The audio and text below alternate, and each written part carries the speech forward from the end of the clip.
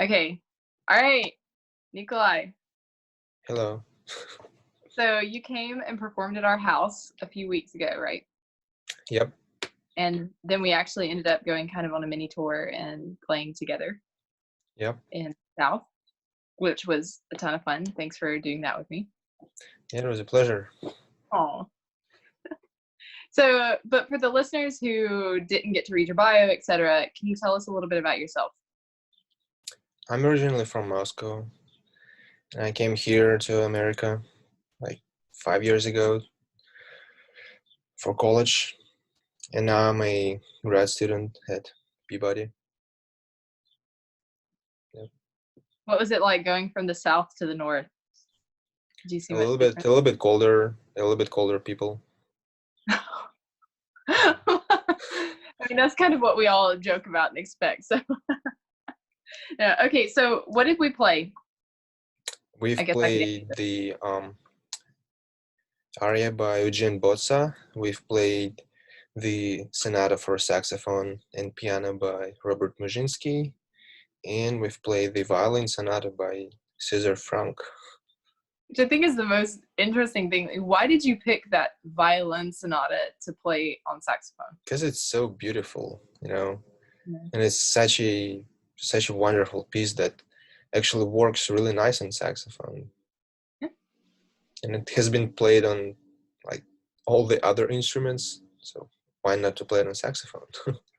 What challenges did you find trying to play a violin piece on saxophone? I would say, like, from technical perspective, is we're really trying to make everything really smooth, especially in the first movement, kind of trying to mimic the movement of the bow, but with the air. That was like the major challenge, and of course some altissimo in the second movement, and double tonguing. Yeah, the second movement is the hardest Yeah. from the technical perspective. Yeah. So, were there any challenges also putting it together with piano? Oh yeah.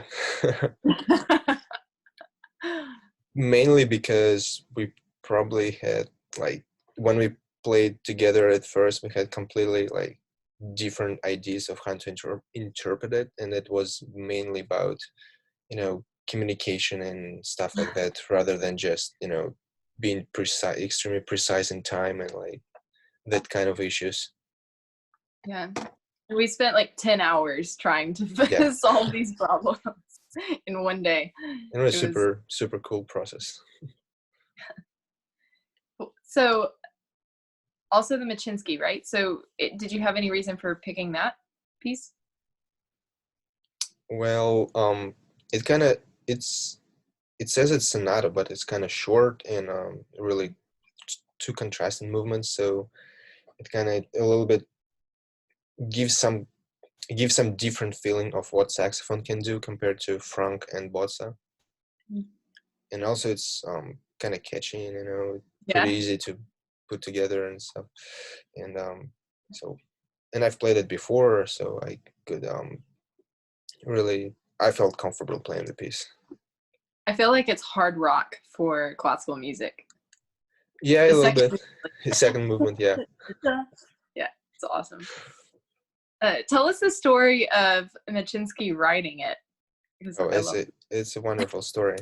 So the piece was commissioned by a American saxophone player named Trent Keniston, and so the story is that he just called Muczinsky and said, like, "Hey, would you like to write a piece for me?"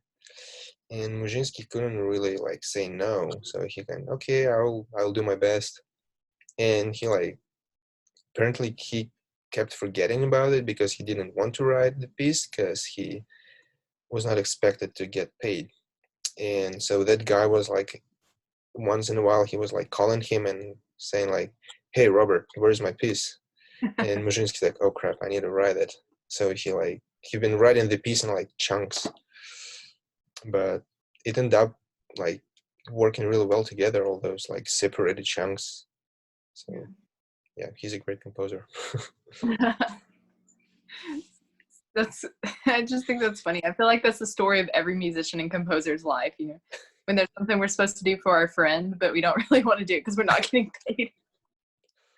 And then we procrastinate, but then it turns out actually really good. So moral of the story is just do those things anyways. Yep, and do them good. And then the Bozza. That was, I know of all of his trumpet repertoire, but I didn't realize he wrote anything for saxophone. Yeah, he actually wrote like several pieces for saxophone. He's got a like huge book of etude pieces that everybody struggles with. But the aria is like one of his most beautiful pieces for saxophone, at least. It's partially because I think he borrowed some like harmonic ideas from one of Bach chorales. That's why it's so nice. It's very beautiful, very Yeah. singing, like an aria, like he says. Yep. And it's got a lot of dramaticism too, even though it's slow and beautiful. And I think that's why it's like an aria. Yeah. An opera singer, slow but dramatic. It's beautiful. A lot of Bozza's music is just kind of like cute and fluffy, I guess. Yeah, that's So it's how really like his etudes looks like. Yeah.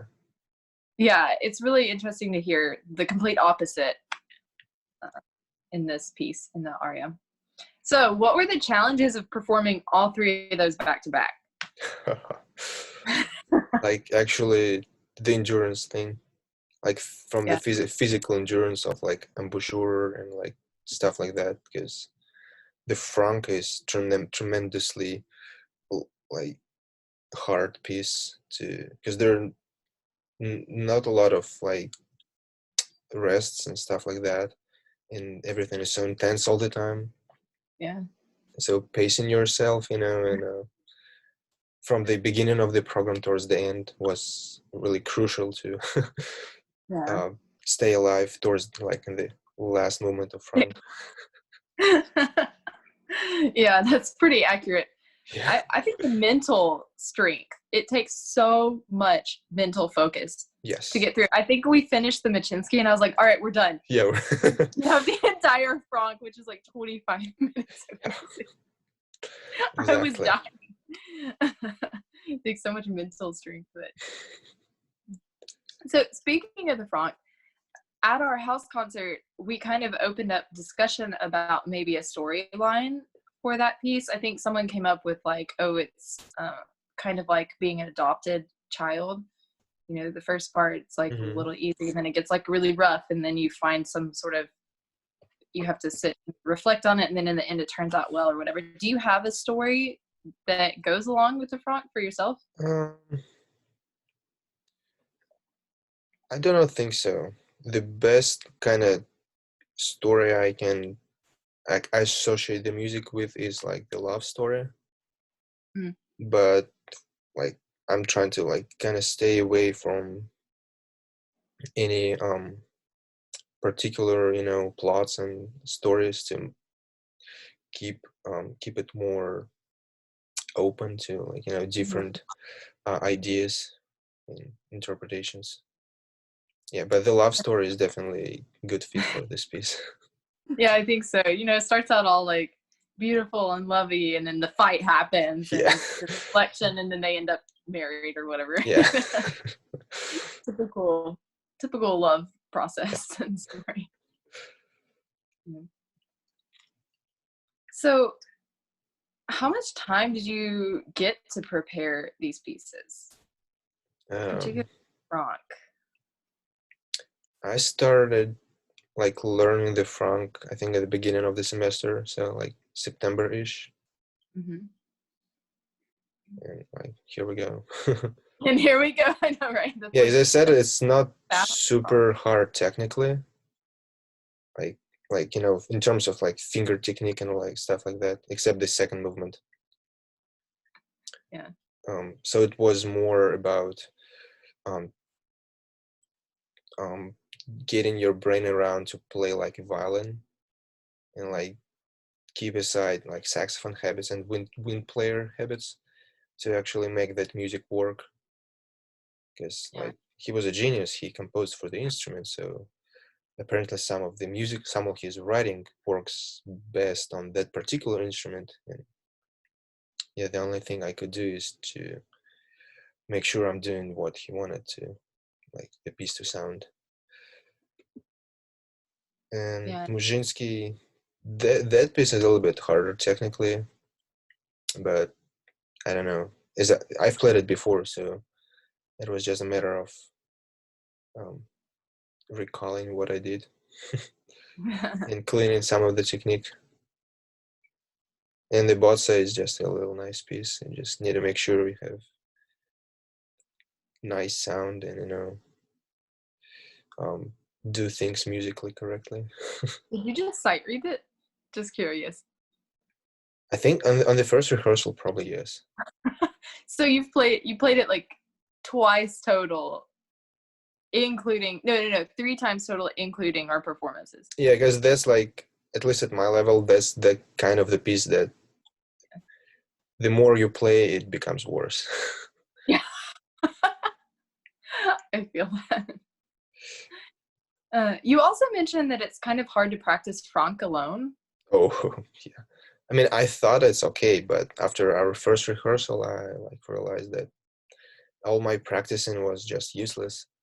Because I mean, like practicing kind of musical stuff and like Mm. all those um, emotional things, because they work completely different with the piano. Yeah. Like practicing the technique, being in tune, that's, of course, that's what we always do. Yeah. But all the practicing actual music without piano on that piece, no, Do doesn't you have work. any tips? Do you have any tips or suggestions for non-violin instrumentalists who are trying to tackle the Franck? Get with your pianist as soon as you can. Yeah.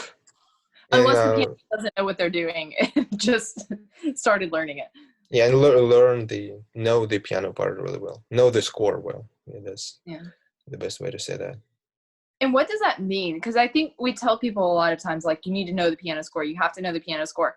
And then the kids are like, I know the piano score. And they come in and they're like, I don't know the piano score. You have like specific suggestions for what that means? Yeah, you really need to feel and understand how your part works with the piano part, not in terms just like, okay, I have a quarter note and the piano has like 2 8 notes at the same time, but you got to feel it on the like more advanced level. When you like practice alone, at least you should like treat what you play as like one complete thing rather than there is a piano part, there is a solo part. No, it's like one thing, and you should really understand how that kind of fits together. I find that a lot of people, when they're trying to like slow down into a different section or something, they don't actually continue subdividing in their minds as it's slowing down into it. They just kind of generally slow down and then keep going. But you have to like be on this like strange subconscious level with your pianist on Right, exactly what you're right. subdividing. And if you like really feel it in your mind and your heart and your brain and you like send that energy to your pianist, then you'll always be together. But if you're just kind of like lollygagging around about your decisions, then it will never come across to your pianist. Yep. So I try to tell people be like super intentional about everything, like super refined about your phrasing and where it's going and where it's coming back from, so that when you do get with your pianist, even if your ideas don't line up, Mm-hmm. you're so confident that the pianist has to follow you. They can't help it. Yeah, and it's especially crucial in a piece like Franck. Yeah. Muczinsky, yeah. You can just kind of flail around really fast and it sounds cool. Yeah. All right. Well, thank you so much for tuning on and kind of telling us a little bit about your program and about yourself. Do you have any advice for upcoming emerging artists, musicians? Advice in terms of what? Anything. Like if a younger musician comes to you and says, "What's your best advice for becoming a musician?" What would you say? That's a tough question. I would say you gotta really love what you're doing, and Yeah. strive for the best quality possible, no matter like what level you are at. So Yeah. yeah, the quality is the key. Awesome. Thank you so much. I'm looking forward to playing with you again. Yeah, me too.